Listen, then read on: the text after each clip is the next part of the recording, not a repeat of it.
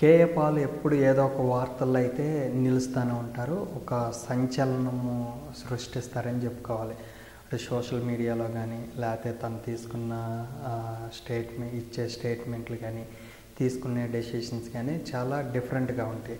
అయితే ఇప్పుడు మార్చిలో నోటిఫికేషన్ వచ్చి ఏప్రిల్లో అంటే ఏపీ ఎలక్షన్స్ ఉంటాయి అనేది అందరికీ తెలుసు. అంటే భారతదేశం మొత్తము ఇప్పుడు ఎలక్షన్స్ అనేది ప్రతి 5 ఏళ్ళకి ఒకసారి జరుగుతాయి. ఇప్పుడైతే నోటిఫికేషన్ రాబోతుంది. అయితే భారతదేశం ఎన్నికలు మొత్తం వచ్చేసరికి పార్లమెంటు 7 ఫేజుల్లో జరిగింది. అయితే ఫస్ట్ ఫేజ్లో ఎప్పుడు ఆంధ్ర రాష్ట్రం ఉంటుంది. ఎందుకంటే ఇక్కడ వచ్చేసరికి పార్లమెంట్, అసెంబ్లీ ఒకేసారి జరుగుతాయి కాబట్టి ఫేజ్ 1లోనే మ్యాక్సిమం ఉంటాయి. ఇప్పటి వరకు ఉన్నాయి, నెక్స్ట్ నుండి కూడా అదే ఉండేటట్టు ఉంది.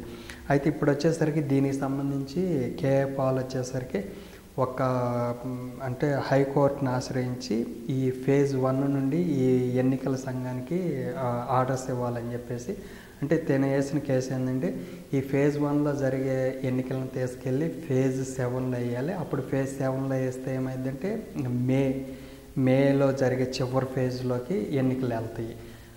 ఇది అనేది వేసాడు. అంటే కారణం వచ్చేసరికి నేను అనుకోవటం ఏంటంటే లాస్ట్ టైం ఎన్నికలు జరిగిన తర్వాత వచ్చేసరికి రిజల్ట్కి ఎన్నికలు జరగటానికి వచ్చేసరికి 45 డేస్ గ్యాప్ ఉందన్నమాట. సో ఇప్పుడు ఫస్ట్ ఎవరికి జరిగినా ఇంతే ఉంది. దాన్ని ఫేజ్ 1 అయిపోయిన తర్వాత మళ్ళీ 6 ఫేజ్లు ఎన్నికలు ఉంటాయి కాబట్టి అంత గ్యాప్ వచ్చింది. దీనికి సంబంధించి హైకోర్టులో ఒక పిటిషన్ వేశారు. దీని మీద అయితే విచారణ జరిగింది.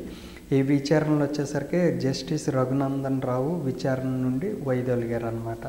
దీంతో మరో బెంచ్కి ఈ వ్యాజ్యాన్ని వచ్చేలా చర్యలు తీసుకోవాలని చెప్పేసి రిజిస్ట్రార్ని అయితే ధర్మాసనం ఆదేశించిందనమాట. సో ఈ పిల్లు ఈ రోజుకి మరో బెంచ్కి వచ్చేసరికి విచారణ జరిగింది.